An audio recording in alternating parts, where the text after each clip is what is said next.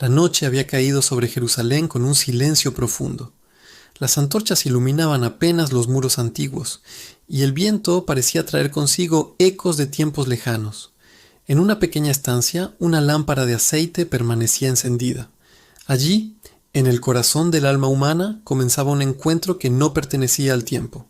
Abraham, el llamado, el primero en aparecer, fue Abraham, con el rostro marcado por los años y la fe.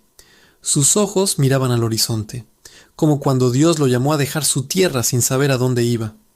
Aprendí que la fe no consiste en entender el camino, sino en confiar en quien lo guía, dijo con voz firme. Su historia habló de obediencia, de promesas imposibles y de un Dios que cumple incluso cuando todo parece perdido. Moisés, el libertador. Luego, el sonido de aguas agitadas llenó el lugar. Moisés avanzó sosteniendo su vara, recordando el mar rojo abierto ante un pueblo temeroso. Dios no busca voces perfectas, sino corazones dispuestos, afirmó. Yo dudé, tuve miedo, pero Él fue conmigo. Su presencia recordó que la liberación comienza cuando alguien se atreve a obedecer. David, el corazón arrepentido.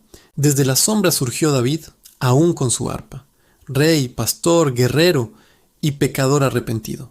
Fui fuerte y débil, fiel y caído, confesó. Pero Dios nunca rechazó un corazón humillado. Su historia habló de victoria, caída y restauración. De un Dios que mira el corazón. Esther, el valor silencioso. Vestida con dignidad real, apareció Esther con un brillo sereno en los ojos. No fui llamada por casualidad, dijo. Dios me colocó donde estaba para salvar a otros. Ella recordó que el valor no siempre grita. A veces ora, espera y actúa en silencio. María, la obediencia perfecta. La luz se suavizó cuando María, la madre de Jesús, dio un paso al frente. No entendí todo, susurró, pero confié. Hágase en mí según tu palabra. Su historia fue la del sí más valiente jamás pronunciado, el acto de fe que cambió la historia. Pedro, la caída y el perdón. Con pasos inseguros llegó Pedro, el discípulo que negó y luego fue restaurado. Caí cuando prometí ser fuerte, admitió, pero Jesús me levantó cuando me arrepentí. Recordó que el fracaso no es el final cuando hay arrepentimiento verdadero. Pablo, la transformación. Por último, apareció Pablo, antes perseguidor, ahora siervo. Creí ver la verdad, hasta que la verdad me encontró, dijo. Dios transforma al enemigo en instrumento. Su vida testificó que nadie está demasiado lejos para ser alcanzado por la gracia. Un solo mensaje. Cuando todos callaron, la lámpara brilló con más fuerza, y el mensaje quedó claro. Dios usa a personas imperfectas para cumplir propósitos eternos. La fe, el amor, el arrepentimiento y la obediencia siguen siendo el camino. La estancia quedó vacía, pero el mensaje permanece vivo en cada corazón que escucha. La palabra que los unió. No fue el tiempo lo que los reunió, sino la palabra, porque aunque vivieron en épocas distintas, Dios habló a través de todos, y sus palabras se repitieron como un eco eterno uniendo sus historias. Abraham y Moisés, la promesa y la ley. Abraham caminó bajo las estrellas cuando Dios le dijo, mira ahora los cielos y cuenta las estrellas, así será tu descendencia. Génesis 15:5.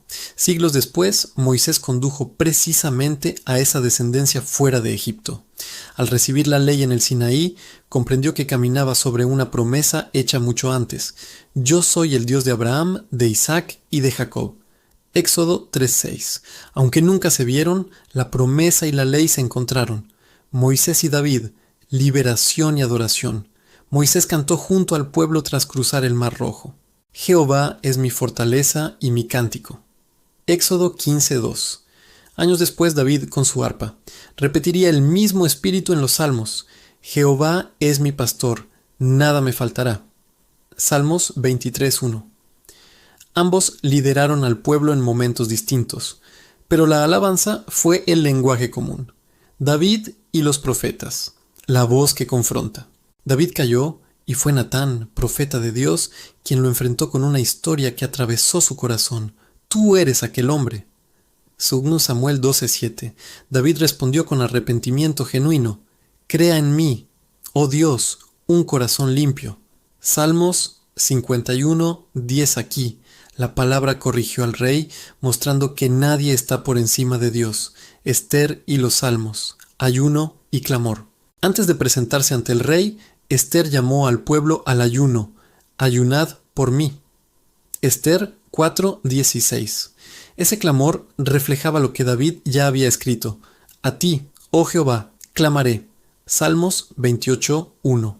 La salvación del pueblo vino no por espada, sino por oración colectiva. María y las promesas antiguas. Cuando María proclamó su cántico, sus palabras estaban llenas de escritura. Engrandece mi alma al Señor. Lucas 1:46. Ella citaba, sin nombrarlos, a los profetas y a los salmos, recordando la promesa hecha a Abraham. Se acordó de su misericordia, como habló a nuestros padres. Lucas 1:54-55.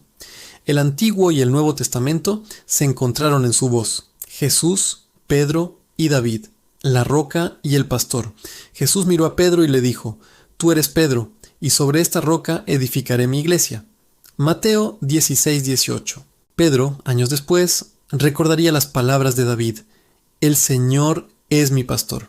Salmos 23, y escribiría: El príncipe de los pastores aparecerá.